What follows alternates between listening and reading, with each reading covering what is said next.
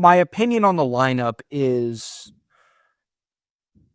I don't know if it's still good enough to make a legitimate playoff run, but I think it could be good enough to get there if they make one move in the season, and we'll see how it goes. I have my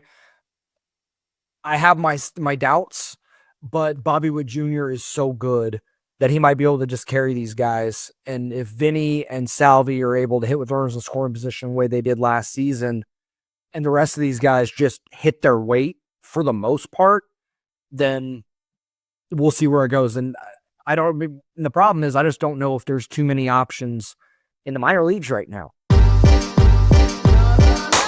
Thanks for listening to KC Sports Network, proudly presented by Emprise Bank. If you're thinking about starting a business or know someone who is, check out Emprise Bank's SBA loans. It's always good to know your options, and they can be your partner in possible. What's up, y'all? One Royal Way back at it here on Kansas City Sports Network. I'm Joel Penfield. Happy Pitchers and Catchers Report Day to all that observe. We are back. Baseball season is officially here. I'm looking forward to what this entire 2025 season is going to bring. We got lots to talk about today. The signing of Carlos Esteves last week, and break that down. Ned Yost named a special advisor to the general manager. Not sure I have too much on that, but just worth talking about with Ned Yost, World Series champion manager, coming back to the organization. And then we're gonna have a little bit of fun at the end of the episode and take a macro view here. We're going to break down my first opening day roster prediction. I'm gonna do this, in over the next couple of weeks as we get closer to the season, see how things change, but just how I view it today on February 12th. What the roster that's going to go out at Kauffman Stadium on March 27th, what it might look like. And I'm excited to see how that progresses throughout the season and see how right I am in any capacity. But before we do that, I do want to give a shout out to our sponsor, Emprise Bank, our partners in Possible here on this show and at KCSN as a whole. They support so much of the content here. So we look forward to their support moving forward in this season. As I mentioned off the top, the Royals, our pitchers and catchers, have reported today to spring training, and along with the multiple other teams above the Cactus and Grapefruit leagues. The rest of the calendar, what it's going to look like over the next few weeks for the Royals down in Surprise, Arizona. The first full squad workout is going to be at the end of the week on the 17th. March 14th or February 21st is going to be the first spring training game, and it's obviously going to be against the Texas Rangers, with both of them sharing that facility there in Surprise. March 14th is the spring breakout game. That's the top prospects for the Royals comprised. They're going to be playing the Arizona Diamondbacks in a game of minor league versus minor league. Top prospects on either side. Should be pretty fun to watch. We don't have the roster for that yet, to my knowledge, but I imagine we'll be seeing that here over the next couple of weeks. March 24th, 25th, the Royals will be at Globe Life Field in Texas, facing the Texas Rangers in a couple exhibition games, and then they're coming home on March 27th for opening day. The Royals put their calendar out for all their spring training games where you can listen or watch. There's quite a few that are going to be on Royals.com, and I believe those are free. And then there will be some on the radio, and there you'll also be able to look. Sometimes when they're on the road, the home feed will be available to still watch the Royals. It will be a different broadcast team, but lots of opportunities to watch the Royals over the next couple of weeks in spring training as they're gearing up. And I love watching spring training baseball because, sure, watching Bobby and Vinny and all those guys are awesome, but I love watching the young guys get their opportunity. The non-roster invites to spring training, top prospects, guys fighting for roster spots. It's a ton of fun, and it's just a good way to kind of get back into the swing of things with watching baseball. At Royals Rally last week, obviously, if you have not listened to our interview with Lucas Ursig, please do so. I had such a great time talking to him. He was an incredible guy, and look forward to hopefully having him on the show again sometime. But while we were there, I was there with Tucker. Carlos Esteves was announced with the Kansas City Royals, a 2-year contract, $22 million, and a club option for 2027. We were there for his introductory press conference. He's a very impressive guy. I think he's going to add a lot to this team, both from a leadership and clubhouse perspective, but also on the field. He has been a very good reliever for the Angels and the Phillies over the last 2 seasons. He had 78 strikeouts and 62 in the third, with 31 saves in 2023 for the Angels. And then combined with Philadelphia and the Angels last year, 50 strikeouts and 55 innings. So strikeouts came down for him quite a bit, but the walk rate was really solid for him. Predominantly a ninth inning guy the last 2 seasons in Anaheim. But then when he got to Philadelphia for the playoffs, he kind of moved around a little bit. Sure, he closed out some games, but worked seventh, eighth, and moved around. It was kind of a chess piece for them in their bullpen, even though their playoff run was, cut kind of premature. But this is a big addition to the bullpen, providing some stability, providing velocity at the back end, providing some strikeout stuff with a really good ability to not keep the ball in the strike zone and not walk hitters. And something that he talked about was, sure, there are some guys that really want to throw nasty stuff and get guys to swing and miss out of the strike zone, but he feels he's at his best when he is in the strike zone, in constantly all around the zone throwing strikes. And being able to limit walks is a big deal in high leverage situations, which he has pitched in over the past few years. So now what does this mean for the bullpen as a whole? For one, the floor is a hell of a lot higher, and I think the ceiling is higher as well. You now have 3 guys, seemingly now, that you could hand the ball to the ninth inning and feel pretty confident about. 2 of the 3 for sure, between Esteves and Erceg. Hunter Harvey is going to work his way back into that mix as well. And I know that the small sample of Hunter Harvey, last season when he came over from Washington was really bad, and it soured a lot of people on him and that trade as a whole. It appears to me he was never healthy. His back injury, he probably came over from Washington with it, and it just lingered, and he was never able to get right. That's why he only threw 5 2/3 innings for this team. Sounds like he's going to be ready for spring training, and he has the ability to close out games. And he did it for the Royals in one game, I believe, in Detroit, if I recall correctly. So he got it done. And I think with a full off season, if he is 100%, he is a really solid option to have in the bullpen. And that group is really, really good, at least how it's presently constituted. Last year, there was a ton of question marks. I felt good about where they might be at the end of the year, and I think that kind of bear itself out. Obviously, adding Lucas Erceg helped fortify it, but you saw what Angel Serpa did at the end of the year. John Schreiber in a completely different role, in a more limited role, was very solid. Daniel Lynch asserted himself as a decent option from the left side. Sam Long, a non-roster invite guy, was huge for this team in getting high leverage outs. So there's a lot of names here that you feel pretty confident when they get the ball, they're going to get the job done. And with where the offense is at this point, they're going to have to rely on the pitching again until maybe they're able to make a move at the trade deadline or something like that. I'm not exactly sure where they go in that capacity quite yet. We'll talk about that a little bit more later, but JJ feels very confident in the pitching staff, both the bullpen and in the rotation, and they feel they're going to be able to carry the weight again, at times this year until they can really get the starting lineup fortified for a potential return to the playoffs. And they're going to have to do some of that because there's going to be a lot of pressure on Bobby Witt Jr. and Vinny Pasquantino and Salvador Perez once again to be the main run producers and hope that the other 6 spots in the lineup aren't net negatives most nights. We'll see where it goes. But to circle back to Carlos Esteves, I was very impressed with listening to him.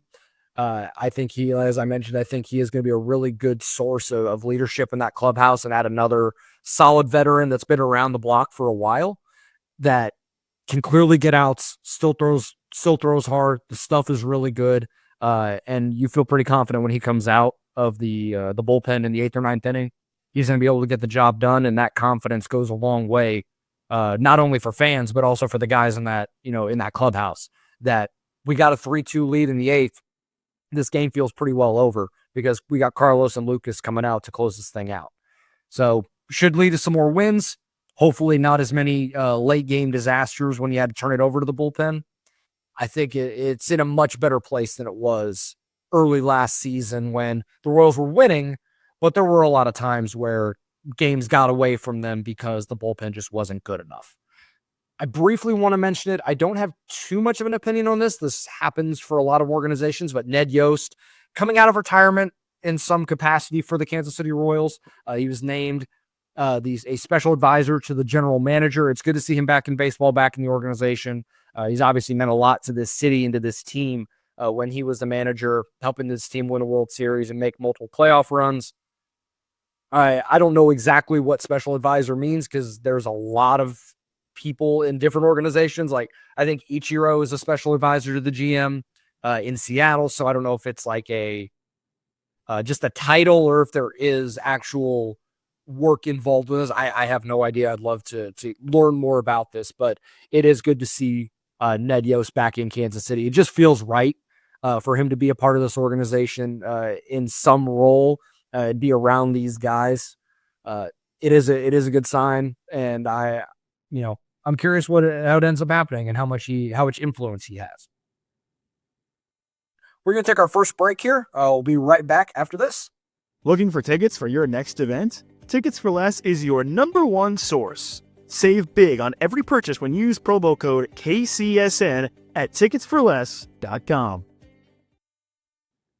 Be sure to hit that like button and subscribe button if you have not already, both on our audio platforms and on YouTube. And be sure to hit the notification bells on both of those platforms, both on YouTube and on the audio side, so you get notified on your phone when our episodes go up. You're going to see multiple episodes a week moving, as we move closer into the season, probably one a week through spring training. But once we get into the full 162, we're hoping to do 3 episodes a week for you guys. A little bit shorter form, but a lot more content for you guys, and I'm super excited to get rolling on that. Let's move into some real off-season stuff here, but as we're ramping up to the season, it feels a little bit less like the off-season. We're going to do an opening day roster 1.0 for today, and then obviously as spring training progresses, we will be able to amend this, and we will be able to see where things go as they start playing games and as we start getting more reports in of how guys are doing and how this roster is going to shape out. There are, obviously a lot of guys that are locked in, but there's some decent roles, especially on the bench and in the bullpen, where there's going to be some competition in spring training that's going to happen, and we'll see how that bears out as we get into games here this time next week. So let's go ahead and go. Obviously, we'll start on the pitching side here. Your starting rotation: Cole Reagan, Seth Lugo, Michael Wacha, Michael Lorenzen, and Chris Bubich. I think that's going to be the starting 5 that they're going to go with. We may not hear anything definitive about the 5th spot, depending on how the schedule plays out. They may have enough off days where they don't need a 5th guy until a couple weeks in, and then that makes room for maybe a Kyle Wright or an Alec Marsh possibly to go into that spot. Daniel Lynch maybe, but I think he's solidified in the bullpen. But I think first crack is going to be Chris Bubich. They believe in him as a starter. He wants to start again. I think going to the bullpen was good for him. I think he carved out a role that was significant for this team, pitching high leverage innings when he hasn't been a reliever at any point in his career. But if he wants to start, I think he should be given the opportunity. He's far enough near, a year and a half plus removed from Tommy John surgery. And at that point, most guys start to kind of regain their stuff to a greater degree, feel more like themselves, back to the pitcher they were pre-surgery. And if that's the case, then he might be one of the best 5 starters in the league if he's able to tap into what he was able to do in the bullpen and shift it to a longer format. I don't know if I agree with Chris Bubich in the starting rotation, but I'm obviously willing to be wrong on that. I just think he was so good in the bullpen that I would have kept him there. But we'll see how it goes. And if he gets that opportunity in spring training and, 3 or 4 innings and see how it looks. But he can always fall back to the bullpen, and that I think it would add even more depth to an already very good bullpen. Where I have the bullpen at this point with the 8 names in there: John Schreiber, Daniel Lynch. I have Kyle Wright in there. I've gone back and forth with another name, and I'll talk about that in a second. Hunter Harvey, Sam Long, Angel Serpa, Carlos Esteves, and Lucas Erceg. The big one that I had a hard time with was whether it is Carlos Hernandez or Kyle Wright. I have been a skeptic of Carlos Hernandez for most of his career. He was really good in 2023 at the beginning of the season and then fell off a cliff. He was hurt at times last season, and when he was in the game, it wasn't great. I still just have no idea what I'm going to get from him most nights. And I say that, but Kyle Wright hasn't pitched in well over a year. So maybe I'm just so tuned into what he was a couple years ago that I think maybe he'll be able to regain it a full year after, um, after coming back. He rehabbed most of last year. Everything that we had heard was he was going to be on track for a normal spring training and have the chance to compete for either a rotation spot or a bullpen spot. So right now, I'm going to go with Kyle Wright over Carlos Hernandez. But a couple spring training games in, and Carlos Hernandez looks like he's regained some of that 2023 form, and Kyle Wright just isn't ready to go yet, then that will be one of the more obvious switches, in the rotate, in the bullpen. There are the other two names that were close, and I had on the fringes, but Andy Rogers reported earlier today that they're kind of banged up. It was James MacArthur and Alec Marsh. Alec Marsh, Andy Rogers reported that Contreras said he had experienced right shoulder tightness this offseason. He's back on track throwing every day, but might be delayed facing hitters. That's going to take a step back. We may not see him right away. And James MacArthur had elbow surgery this offseason. He had 2 screws put in to stabilize a fracture in his elbow. He's just now beginning his throwing program, so he's going to be delayed going into camp. So we're probably not going to see him right away either. So those were guys I had battling for a spot, and now it's going to be delayed, so we may not even see if there's even a battle at this point until a couple weeks into spring training. And at that point, there are certain spots that are solidified. Moving over to the starting lineup, obviously Salvador Perez at catcher, Vinny Pasquantino at first. I have Michael Massey at second. We'll talk more about that in a bit. I have Michael Garcia at third, Bobby Wood Jr., obviously a shortstop. And my outfield, I have Melendez in left, Isbell in center. I'm Jonathan India in right with Hunter Renfroe as the DH. The Massey and India part of this is they're going to be in the lineup most days together. And I know that there's talk of Michael Massey in the outfield and that being, some versatility for the lineup. And I'm all for that happening. My concern is if he has a back injury playing second base, I don't think running around the outfield is conducive to a back injury not bothering you. One, a dive or a slide or, getting caught in the turf weird, trying to go after a line drive or a ball, and that back injury could flare right back up. So I don't know exactly if it's going to be the right path. I think they're going to let it go in spring training and we'll see what happens. And if I hope to be wrong here, because I fully believe Michael Massey is going to have a good impact on this team and in this lineup, being in there every day if he's healthy. The problem is the health has been a huge problem for him for the last 2+ seasons, specifically the back injury last year. Jonathan India is a pretty athletic dude, and I think he could actually take to the outfield pretty well.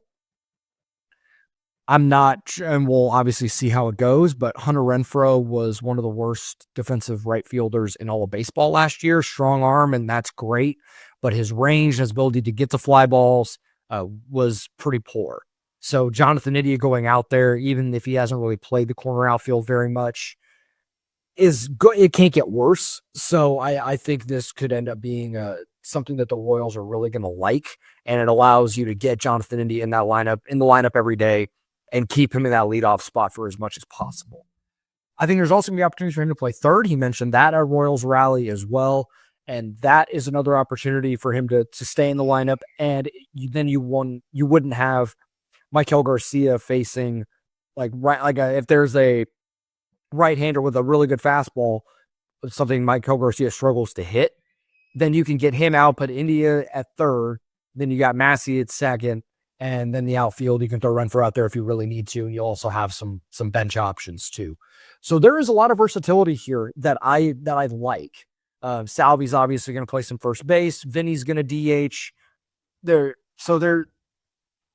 My opinion on the lineup is I don't know if it's still good enough to make a legitimate playoff run, but I think it could be good enough to get there if they make one move in the season, and we'll see how it goes. I have my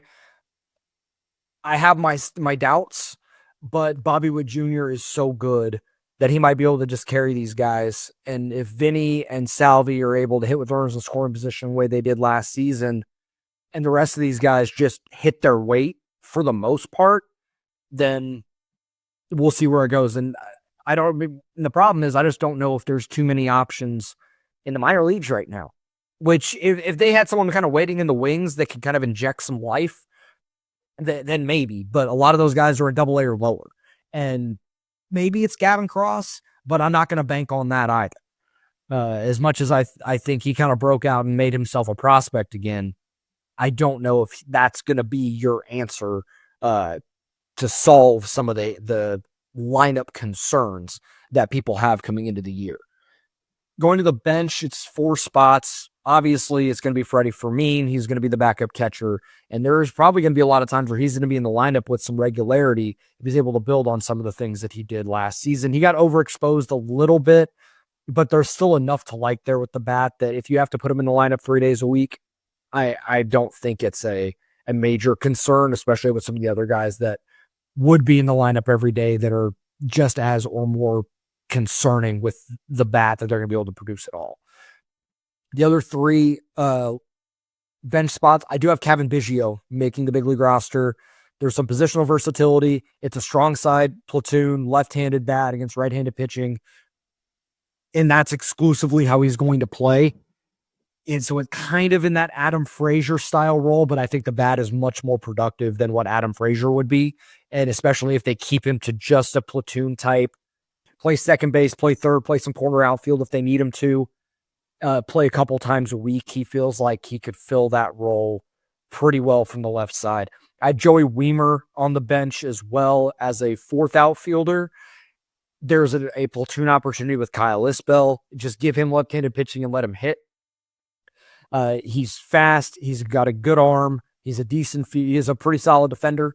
So I think he could handle center field at Kauffman Stadium. So you'd have 2 guys that could handle center field at Kauffman, which is a big deal.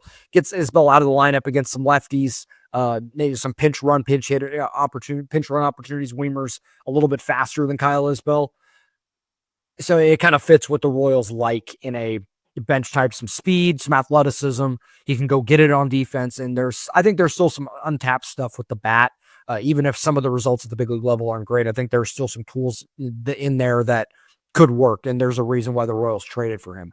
And I still have Darren Blanco in that 5th outfielder spot. They love using him as a pinch runner. I think they're going to continue to do that as much as possible. I don't know if it'll be many defensive replacement opportunities, but, and again, similar to Wimmer, I think he can hold his own with the bat. It's not spectacular, but for a 5th outfielder, it's going to play once or twice a week and get in the game and try and steal 25, 30 bases, just pinch running. That opportunity is going to be there. The guys that are going to be battling for spots, it's just a lot of outfielders. I guess Nick Lofton's not necessarily an outfielder, but he'll be battling with Biggio more than likely for that sort of utility type role. Tyler Gentry is going to be gunning for Joey Wiemer, Darren Blanco's spot. Same with Nelson Velasquez. Velasquez is out of options, so that makes me think maybe they flip a coin between him and Blanco, and the Wiemer going to be the pinch run guy that Blanco was last year. But Nelly it was so poor for him after the first couple of weeks of the season that I'm not sure if he's going to be able to tap back into it. Maybe he will, but I'm not going to bank on it right now, given the sample that we saw from May until July or August when they sent him down, and it wasn't spectacular in AAA either. And then Drew Waters is going to be sitting there as well, but at this point he barely came up to the big leagues last season, so I think the writing is kind of on the wall there, given how much offense struggled in the outfield, and he was solid in AAA, but they never gave him an opportunity. I mean, I think there's a pretty obvious reason that they don't think it would have made a difference, or it would have been a net neutral move, which net neutral is not going to get you anywhere. And clearly they didn't think it was a spark.